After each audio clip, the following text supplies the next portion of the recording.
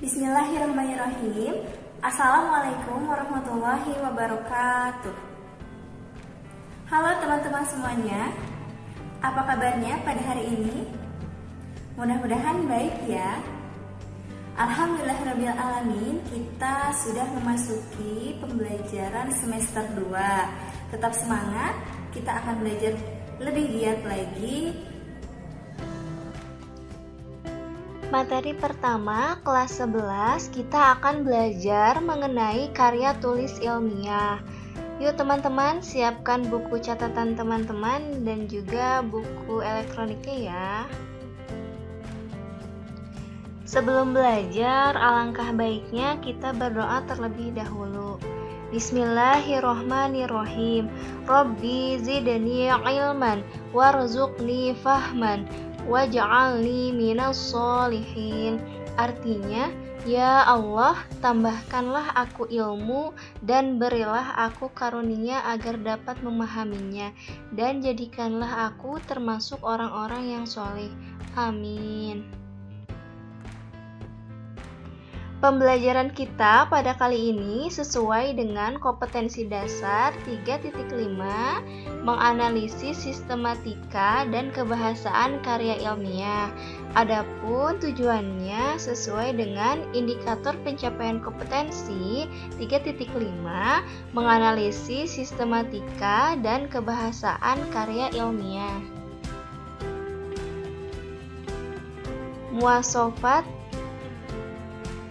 terdapat pada Quran surat Al-Qalam ayat 1 yang artinya Nun, demi pena dan apa yang mereka tuliskan.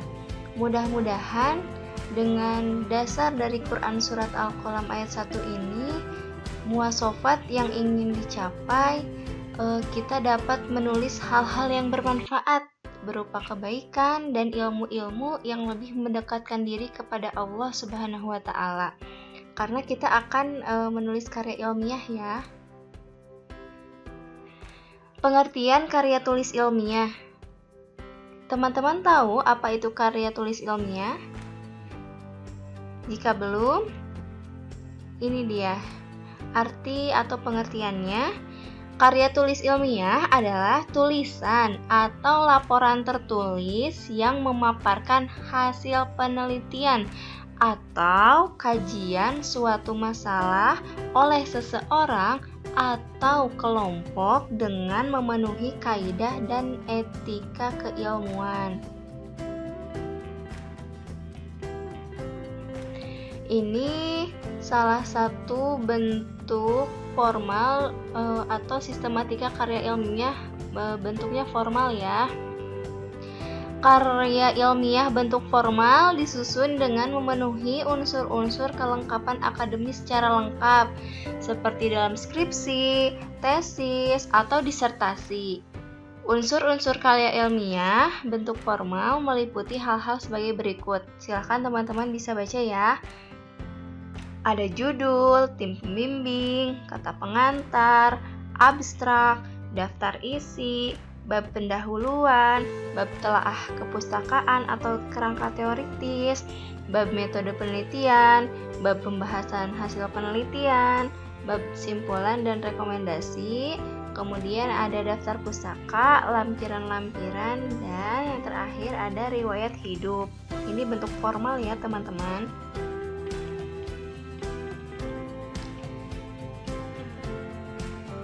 Sistematika karya ilmiah bentuk semi-formal. Secara garis besar, karya ilmiah bentuk ini terdiri atas halaman judul, kata pengantar, daftar isi, pendahuluan, pembahasan, simpulan, dan daftar pustaka. Nah, bentuk karya ilmiah semacam ini umumnya digunakan dalam berbagai jenis laporan biasa, dan makalah. Ini yang akan kita buat ya nanti di akhir pembelajaran. Untuk jenis-jenis karya ilmiah ada beberapa. Teman-teman bisa lihat di sini ada gambar itu berupa artikel. Apa itu artikel?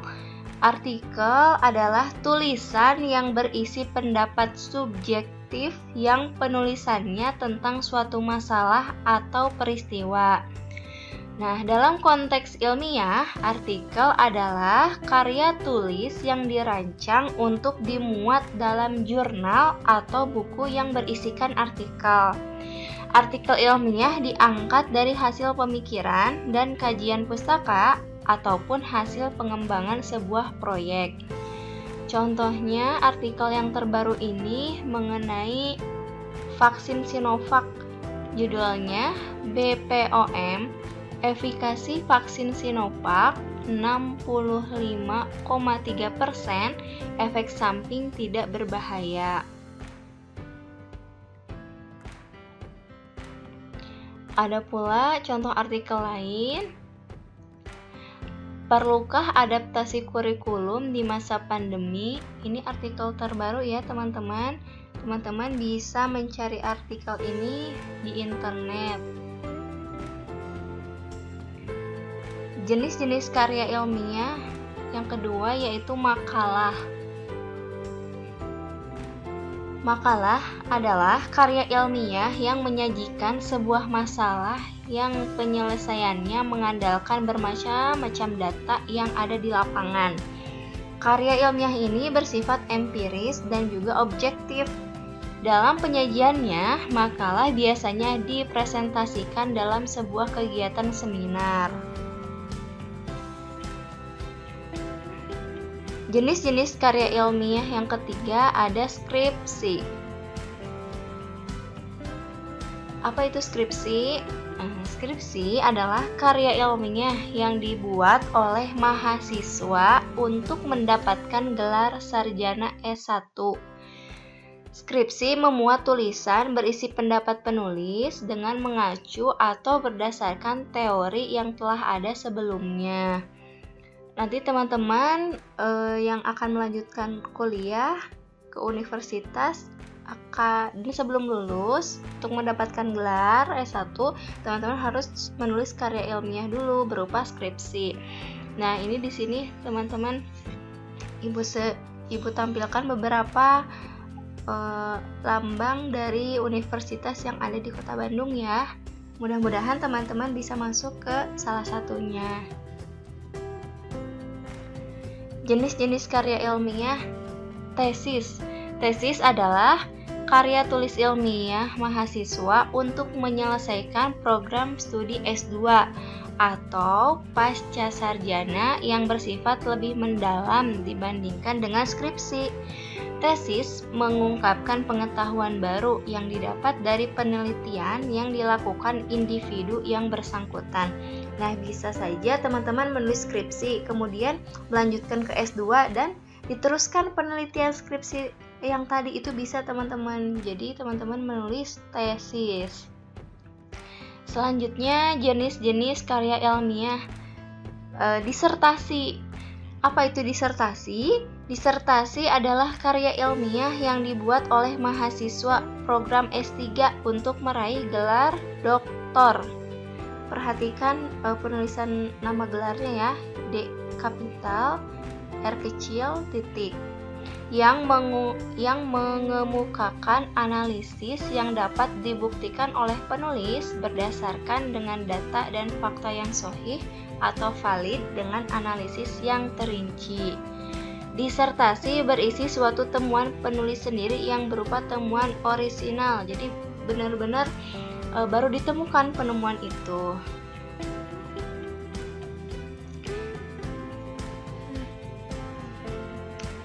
Fungsi karya ilmiah ada 3, ada rujukan, sarana edukasi, dan sarana diseminasi. Nah, teman-teman di sini dapat melihat ya, rujukan itu penelitian, kemudian seminar. Sarana edukasi ada wawasan, ada pengetahuan. Sarana diseminasi untuk ada penyebaran ilmu. Jadi bisa menjadi 3 fungsi ya untuk karya ilmiah. Contoh sampul makalah. Teman-teman silahkan perhatikan gambar yang ada di layar. kita cari tahu apa saja ini bagian-bagiannya ya. Untuk yang paling atas itu judul. Kedua, jenis karya tulis ilmiahnya. Ada makalah kan tadi ya, ada skripsi, ada artikel, tesis, disertasi.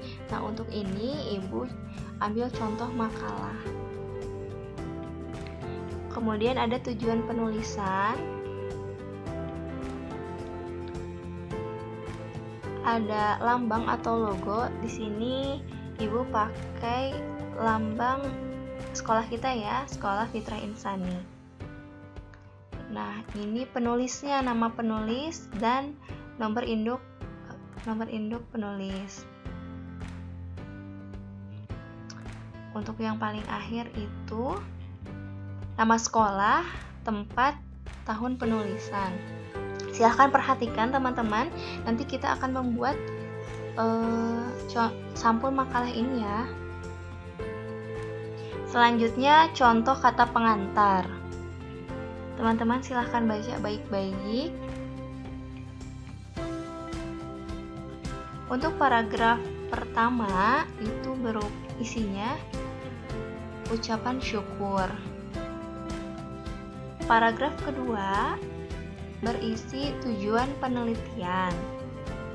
Paragraf 3 berisi ucapan terima kasih.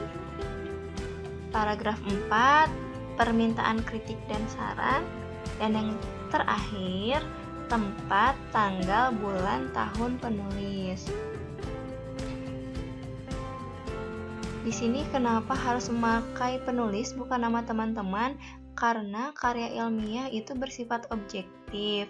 Jadi jika menggunakan nama itu sudah dikhawatirkan ya tidak objektif lagi. Jadi harus menggunakan kata penulis. Perhatikan contoh daftar isi berikut. Di sini ada kata pengantar, daftar isi, bab 1 pendahuluan yang berupa latar belakang, kemudian rumusan masalah, tujuan dan manfaat penulisan. Ada bab 2 pembahasan, bab 3 kesimpulan, dan yang terakhir ada daftar pustaka. Nanti teman-teman juga akan membuat daftar isi seperti ini. Contoh bab 1 pendahuluan. Nah, ini jika dirinci isinya seperti ini ya. Ini hanya gambaran saja, teman-teman. Bab 1 pendahuluan berisi latar belakang. Latar belakang masalah, mengapa teman-teman membuat karya ilmiah itu. Kemudian untuk yang B ada rumusan masalah. Ini berupa pertanyaan ya. Minimal 2 pertanyaan untuk satu makalah atau satu karya tulis ilmiah. Ada tujuan dan manfaat penulisan. Nah, untuk tujuan ini menjawab pertanyaan dari rumusan masalah. Jadi, jika rumusan masalahnya itu 2, maka tujuan dan manfaatnya juga 2 gitu. Jadi harus saling berkaitan antara rumusan masalah dan tujuan dan manfaat penulisan.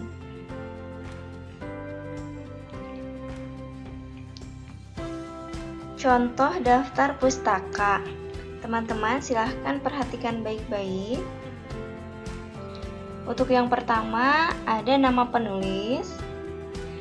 Yang kedua ada tahun terbit. Di sana tahun terbitnya 2010. Ada judul buku, merancang karya tulis ilmiah. Ada kota penerbit di Bandung. Ada nama penerbit Rosda Karya. Nah, dalam penulisan daftar pustaka harus sistematis seperti ini ya. Terima kasih untuk perhatian teman-teman. Mudah-mudahan kita bisa menulis karya ilmiah dengan baik. Sampai jumpa lagi di pertemuan selanjutnya. Alhamdulillahirrahmanirrahim. Terima kasih kepada teman-teman semuanya yang sudah mengikuti pembelajaran bahasa Indonesia kali ini. Mudah-mudahan kita mendapatkan ilmu yang berkah. Kemudian teman-teman dapat mengaplikasikan ilmu yang sudah kita pelajari dengan sebaik-baiknya.